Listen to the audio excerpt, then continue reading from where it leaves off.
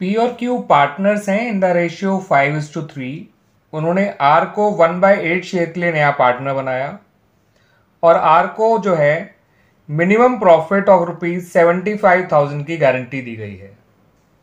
और साथ साथ ये भी कहा गया है कि जो भी डेफिशिएंसी होगी आर के शेयर के प्रॉफिट में उसको पी और क्यू बेयर करेंगे आपस में इन द रेशियो 3:2। फर्म का जो प्रॉफिट हुआ है after the admission of R, जो फर्म का पहला साल था, उस साल जो है फर्म को प्रॉफिट हुआ है ₹4 लाख का।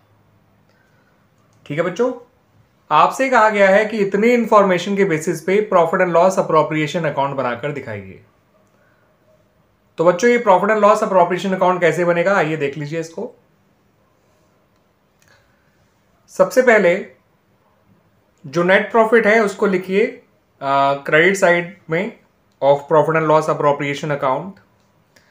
इसको लिखिए ₹4 लाख, जितना फर्म ने प्रॉफिट अर्न किया है ड्यूरिंग द ईयर। अब इस प्रॉफिट को बच्चों इस तरह से बांटिएगा। इस प्रॉफिट का जो 1/8 हिस्सा है, ठीक है बच्चों, जो आर का हिस्सा है वो निकाल लीजिए। ये आएगा ₹50,000 और उसको आर के प्रॉफिट में यहां लिख दीजिए नीचे। ठीक है बच्चों,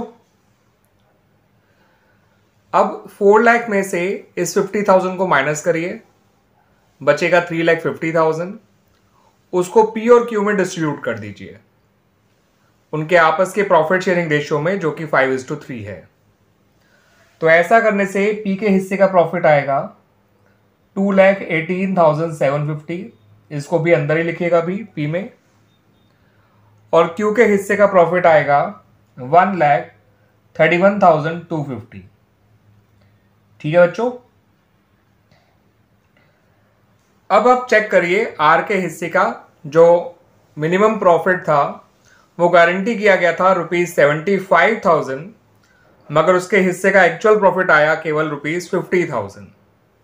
तो ऐसे में जो उसके प्रॉफिट की डेफिशिएंसी है वो है ₹25,000, जो उसको दी जाएगी।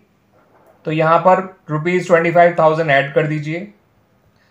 अब ये 25,000 उसको कौन देगा बच्चों? ये 25,000 उसको पी और क्यू देंगे 3:2 के रेशियो में, जैसा क्वेश्चन में कहा गया था।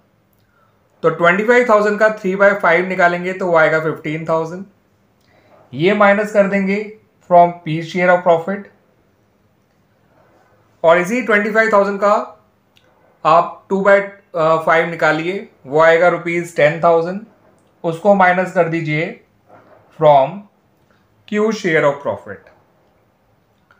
ठीक है बच्चों, अब जो इनका फाइनल शेयर ऑफ प्रॉफिट है उसको यहां पे लिख लीजिए अमाउंट वाले कॉलम में। तो पी का फाइनल शेयर ऑफ प्रॉफिट आएगा 2,03,750।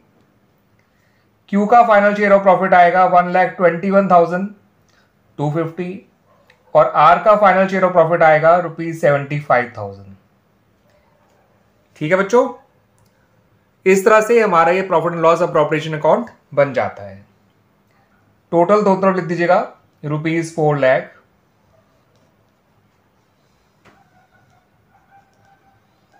और यहां पर बच्चों इस बात का ध्यान रखिएगा कि आपको पहले जो है प्रॉफिट को सब में नॉर्मली बांट देना है विदाउट कंसिडरिंग द गारंटी।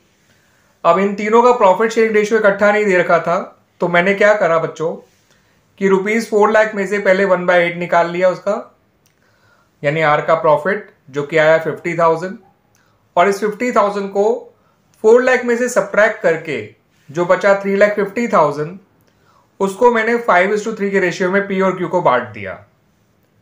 फिर मैंने आर के एक्चुअल शेयर ऑफ प्रॉफिट को उसके गारंटेड शेयर ऑफ प्रॉफिट से कंपेयर किया, तो उसमें ₹25,000 कम पड़ रहे थे। वो 25,000 हमने आर के कैपिटल अकाउंट में प्लस कर दिए यहां पे आर के प्रॉफिट के हिस्से में।